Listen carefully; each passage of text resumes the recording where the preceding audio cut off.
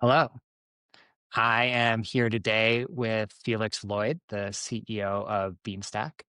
We have a really exciting transaction to talk about today that the Beanstack team did in partnership with Achieve Partners. But before we get into the details of that, Felix, I'd love to just hear a little bit more about your sort of career arc.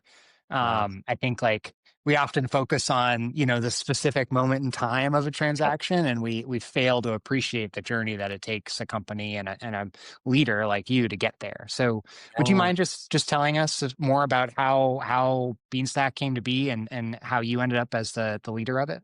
oh yeah, absolutely. Thank you, Matt.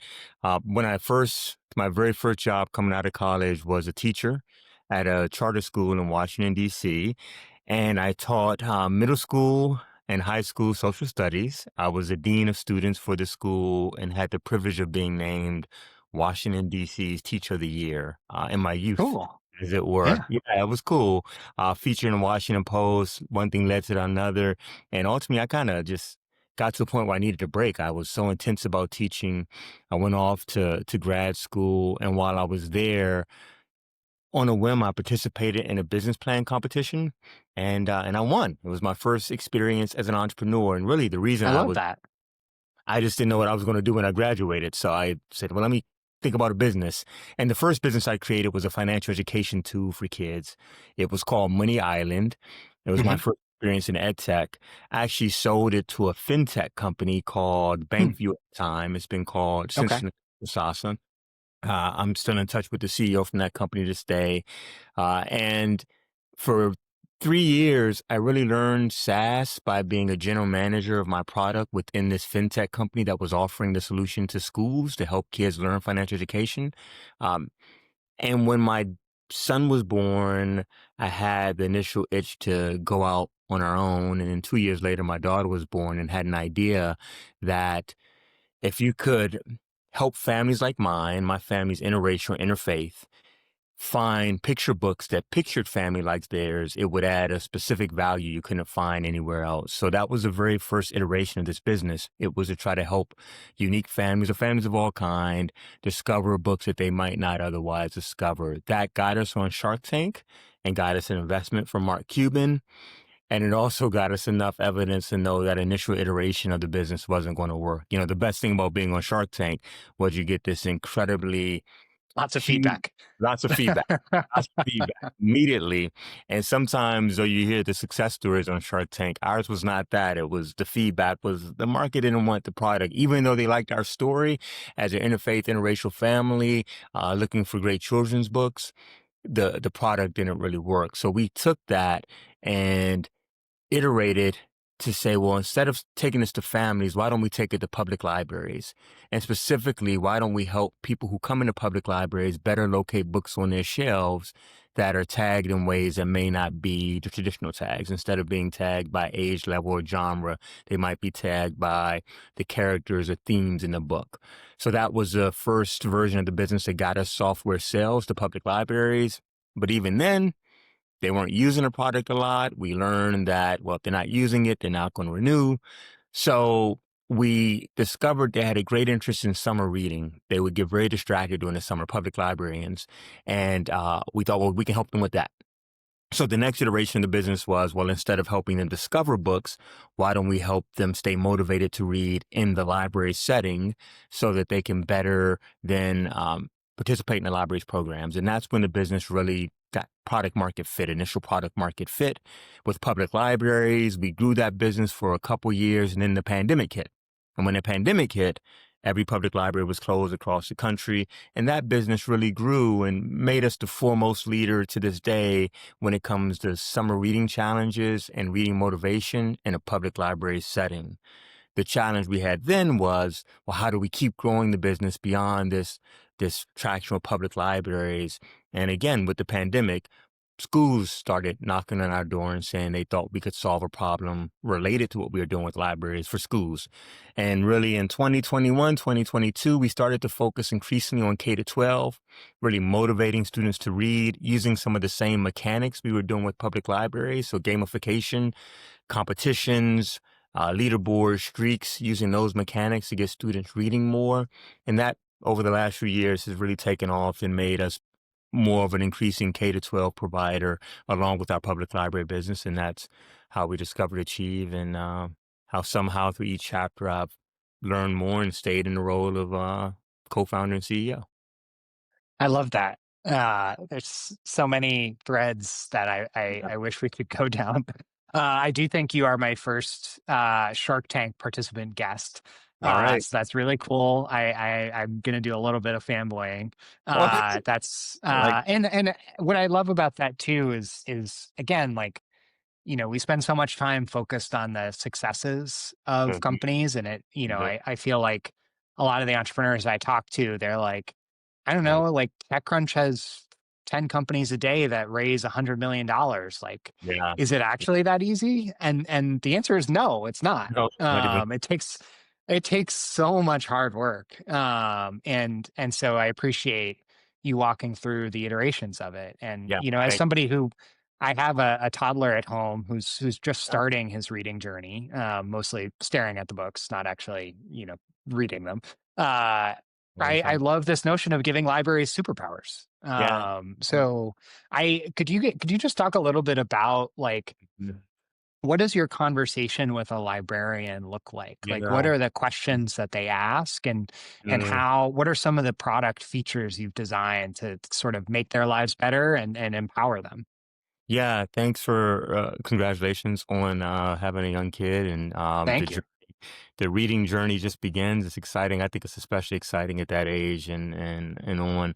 There's something that happens around maybe middle school, maybe sooner, especially in today's day and age with the competition from social media, entertainment, where kids aren't as excited about reading. So the conversation that we're having with librarians and educators at large is reading is as important as it's ever been. You know, it opens doors. It, in an age of so much information, it helps us learn and identify where the best areas to grow and focus our energies.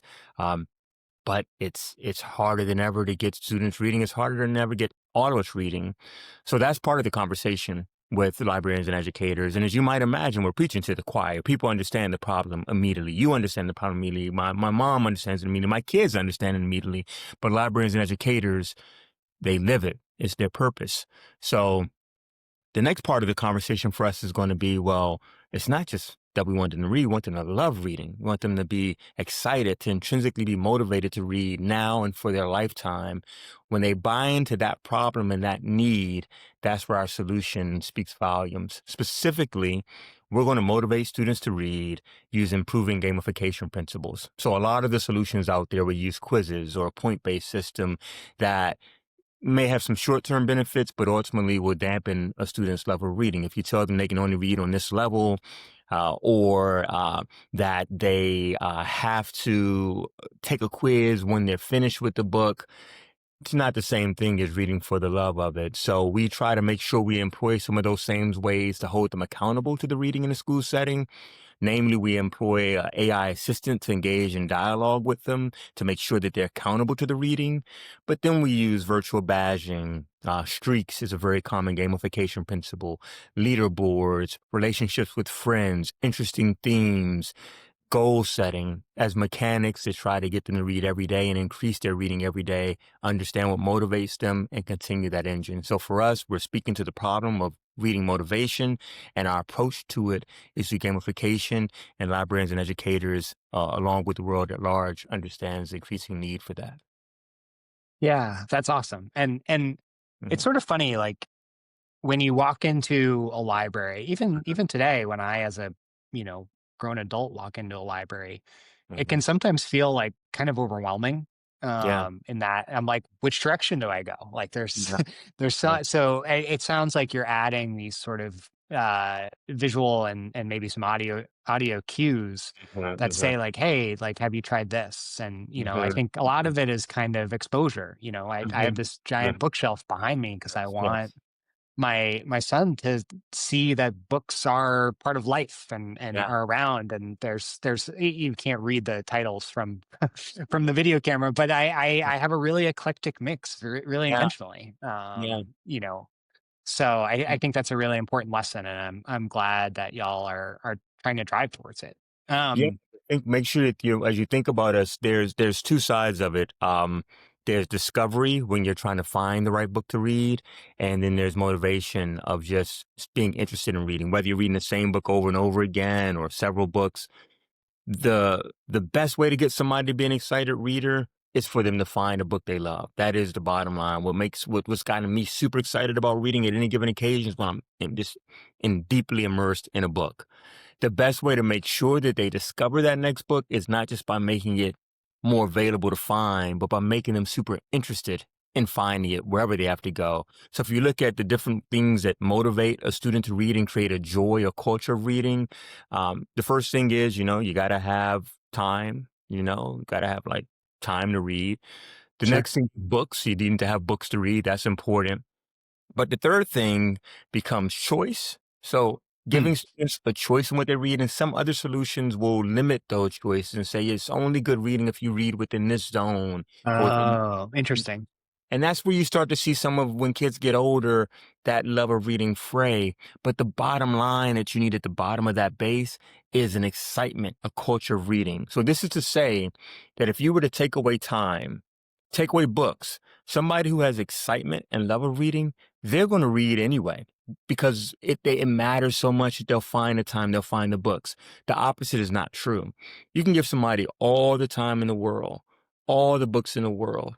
But if they don't love reading, they'll find something else to do with that time. They won't discover those books. So think of us as really at that foundation. We're focused on the joy and culture around reading and the things that lead into that more than we are the necessary books they choose. But that all plays into the purpose we serve. Yeah, that makes a ton of sense. And it sounds like, of course, that trying to find that joy for reading isn't limited to the library or the Yeah, house or yeah, even the school. exactly. It sounds like you've been building up a school's Mhm. business over the past couple of years. How does that change at all? Does the conversation change between Yeah. a library and a school? Yeah. How has that affected your team and your product development roadmap to start Yeah. serving a couple of different places? I love the question because it took us a while to figure out the difference. Because you look at a librarian in a public library setting, you look at a librarian or principal or director of curriculum in a school setting, and they look similar, and they are similar. They gather in some of the same places. They're mission driven. They're about serving a community. The difference for a public library, however, is they're fundamentally trying to drive engagement with the library, bring people into the library. So when we work with Washington, D.C. Public Library. I'm in Washington, D.C. The biggest outcome we need to drive for that library is getting people into the library, getting them Sure. taking out more books. And our methodology of creating these competitions and fun around reading and a joy around reading is going to serve that end. It's going to get them to come to the library, read more in the library to validate its importance in that community. But for a school, they've got a captive audience. They don't need us to drive students in the building, but they do need us to drive those outcomes for the students in the building. So while public library is going to care about outcomes, they're going to care more about visits and circulation. For a school, they're going to care about reading comprehension scores, attendance, stamina around reading. How long can they read? How much do they read? So Hmm. while providing the same methodology in both settings, we're saying we're going to use gamification for today's world. We're going to use AI to engage in a dialogue because these technologies are available. For one client, the application is more about driving engagement with their setting. For the others, driving outcomes for toward their greater goal of academic proficiency. That's a slight difference with a similar solution for markets that overlap but aren't entirely the same. Yeah, that makes a ton of sense. And one thread I might pull on a little bit here Yeah. is I would actually argue that schools do have a sort of they have an attendance problem, frankly. Sure. Yep. So there is this element of encouraging visits to school matters as well. And there's been Yeah. a couple of research reports recently Mhm. around, you know, I think it's like one in four or something. It's a sort of scary number of high schoolers are Yeah. getting a high Right. school degree, but are not proficient at reading. I think it might be 1 in 8. And that is sort of frightening to me. And I Absolutely. think, that you think about the chronic absenteeism problem that, has continued past this sort of COVID era. And to me, this is a hypothesis, and you might have some better data to ground it.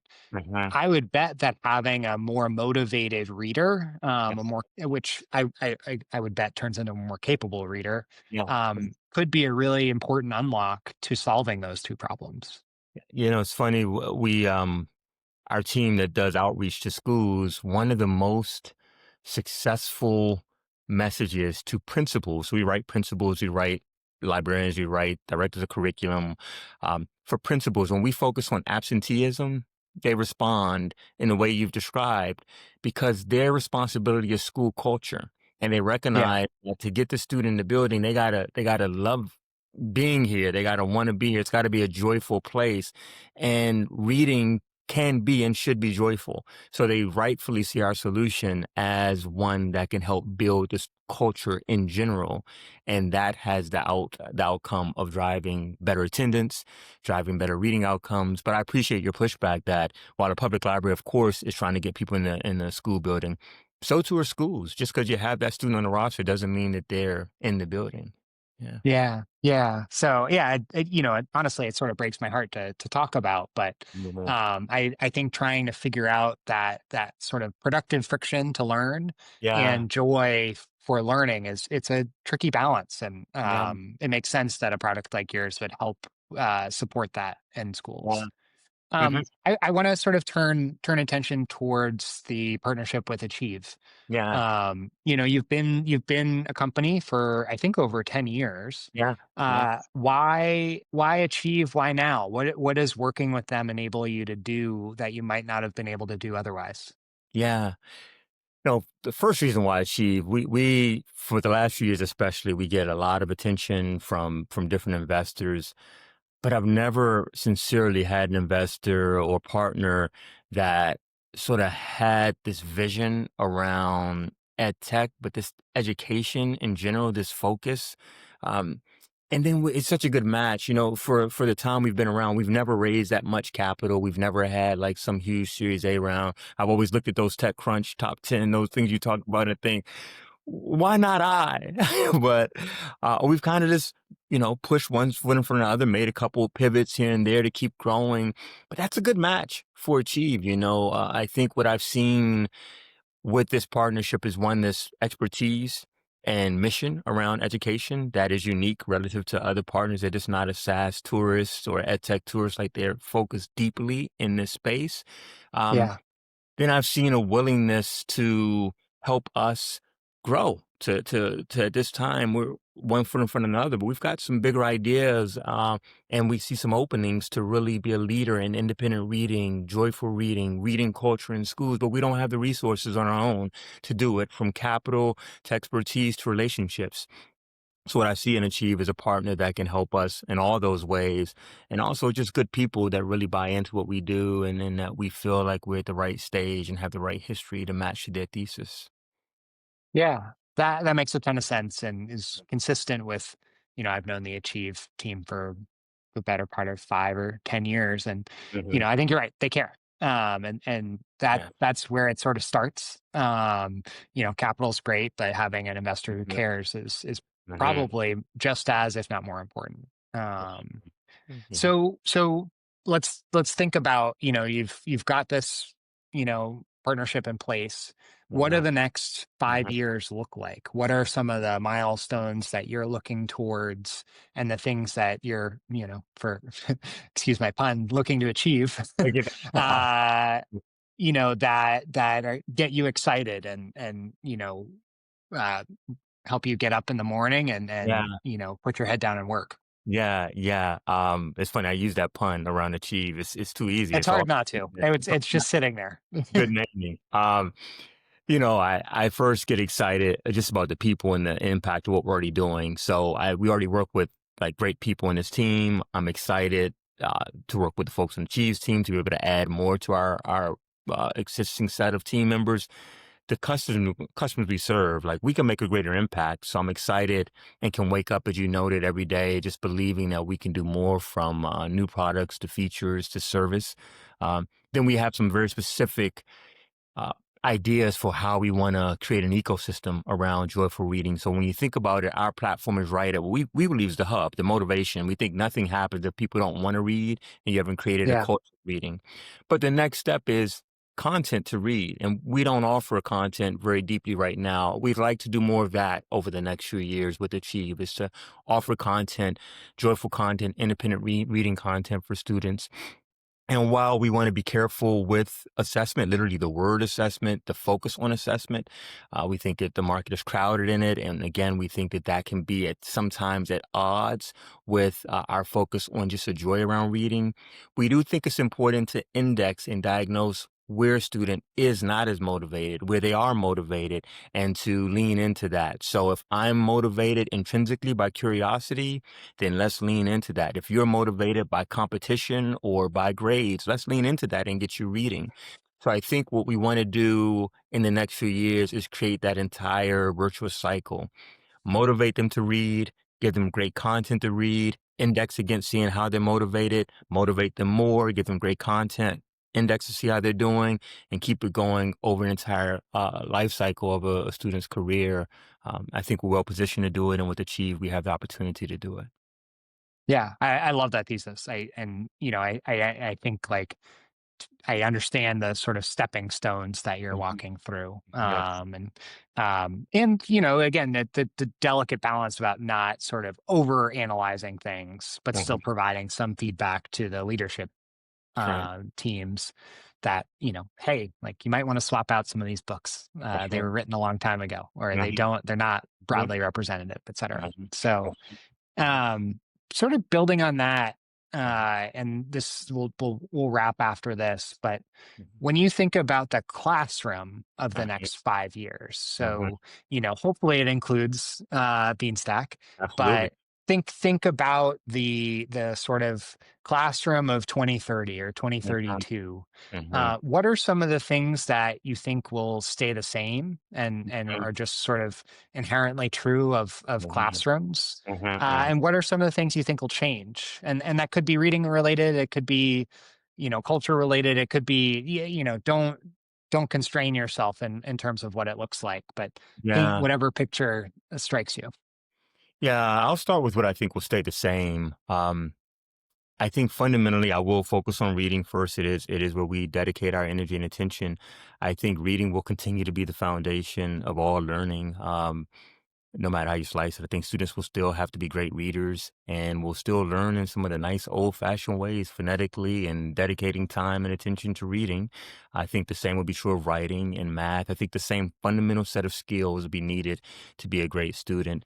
I think teachers will be increasingly and super important. I'm a former teacher. I have seen classrooms of 30 students, classrooms of 10 students. I've seen affluent schools. I've seen schools that aren't as affluent. I've been in teachers in both settings.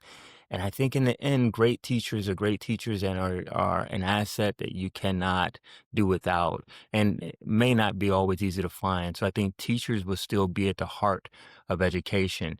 That said, what I think will change and evolve is how we give those teachers back time and how we focus their attentions. I'm being careful not to focus too much on the letters AI. Like I think that it's Sure. not about AI. I think and again, our product has AI embedded in it. We're doing more and more in that space. We're doing it to the end to save teachers time, optimize their expertise so it can be focused in the right areas, and to engage more deeply with students. I think that will be the same. Fundamentally, I think that education over millennia has, in many ways, always had those fundamentals to a basic set of skills, the importance of a teacher, a setting that may be evolving but is optimizing for time and expertise. And I think those things remain true. I think there'll be a greater need than ever to distill information because information will be so prevalent and so easy to get to. A library on its own won't be as it might have been 100 years ago, even 20 years ago. a place where they have information that would otherwise be hard to get to. The information will be there, and we can have somebody curate it through us, but you're going to have to distill what is right and how best do I use it? How best do I make sure I'm getting the right information? What's the right prompt? What's the right way of filtering this? And I think that requires training. It requires tools. It requires being highly responsible. Um, and again, I think our company's well equipped to do all these things. Yeah, I love that, and I'll just share a brief personal anecdote. My mom is a reading and literacy specialist, and so Yeah. as me and my sister were growing up and learning to read, and particularly when we were becoming young adults, Uh-huh. she had this thing, because every kid, when they first learn about swear words, they want to use them, and she had this saying that has really stuck with me of, um, people swear when they don't have the right words to express how they're Yeah. feeling. Wow. And, I feel in a lot of ways about the same about AI, of Uh-huh. if you have to say the word AI to describe what you're doing, it means Uh-huh. you probably don't have the right words to express what you're doing. And in fact, the best implementations of AI are Right. the ones that, to your point, we can talk about what you do for the better part of 25 minutes Yeah. and not have to say the words. Yeah. So I give you credit for that, and being so tuned in to your users and your product that you don't have to default to the swear word AI. Your mom sounds So brilliant. Your mom sounds like one she of our kind of people. she's pretty great. So, Uh, Felix, thank you so much for making the time. This is great. I'm so happy for you, for the transaction, and for all that it hopefully will allow you to do over the next 5 or 10 years. And yeah. I hope we can sit down again and talk about progress sometime soon. Okay. Thank you, Matt. It's been a pleasure. Awesome. Awesome.